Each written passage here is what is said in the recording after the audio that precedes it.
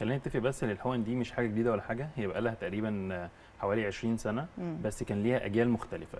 هي كانت 3 اجيال. بدانا اول حاجه بحاجه اسمها الليراجلوتايد، دي كانت بتتاخد دوز مره يوميا، وبعد كده طلعنا للسيماجلوتايد دي مره اسبوعيا، وبعد كده وصلنا للمرحله الاخيره دلوقتي اللي هو الجيل الثالث ليها، اللي هو احدث حاجه دلوقتي وفعال جدا وما شاء الله.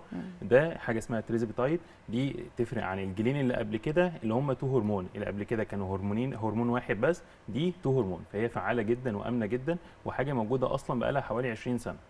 طب قول لي يا دكتور، هو اي حد يجي لحضرتك يقول لك انا عايز ياخد الحقن بتاعه السمنه، ينفع ان هو ياخدها ولا في كرايتيريا معينه او مواصفات معينه ان هو ياخد الحقن؟ طبعا اي دواء في الدنيا مش ينفع مع اي حد، لا بيبقى في تقييمات معينه وفي تحاليل بنطلبها من البيشنت ده اول ما يجي لنا، ونشوفه هل ده يناسب معاه اللي هو يبدا ياخد الحقن ديت ولا لا. لكن ما تنفعش ان احنا نجربها كده من نفسنا، لا، ودايما بننصح ان الحقن ديت لازم تحت استشاره الطبيب.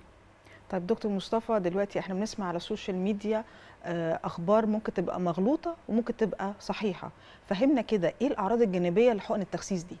هي اي دواء في الدنيا فيه سايد افكت طبيعيه بتحصل، حاجات معقوله ممكن تحصل، دي طبيعيه بتحصل مع اي دواء في الدنيا، زي ما اتفقنا اللي احنا بنختار البيشنت الكرايتيريا المعينه. لكن معظم السايد افكت او الاثار الجانبيه اللي بتحصل هي حاجات في الجهاز الهضمي، زي غثيان، ميل للقيء، وجع بسيط في المعده، ممكن اول يوم او يومين كده نحس بتكسير في الجسم او حاجه. طول ما احنا في الرينج الطبيعي دوت من الاعراض ديت، فالدنيا بالنسبه لنا امان جدا. لو حسينا بقى اللي حصل مثلا اسهال جامد، حسينا في قيء شديد او حاجه، نبدا نتدخل بادويه تهدي الكلام ده كله. لكن دي الاثار الجانبيه معظمها حاجات في الجهاز الهضمي. طب حضرتك عارف بقى ان كل الشعب المصري نفسنا نخس طبعا. وكل المستمعين اللي سامعيننا دلوقتي نفسهم طبعا يخسوا طبعا. وبسهوله كده وبيسر، ولو الحقن دي تفيدنا ان احنا نخس من غير ما نلعب رياضه ونقعد بقى الاكل نظام غذائي، هل فعلا ممكن الحقن دي تغني الشخص عن هو يستخدم نظام غذائي معين او ان هو يمارس الرياضه ولا لا؟ هي دور الحقنه دي اللي هي تساعدنا في البوش الاولاني.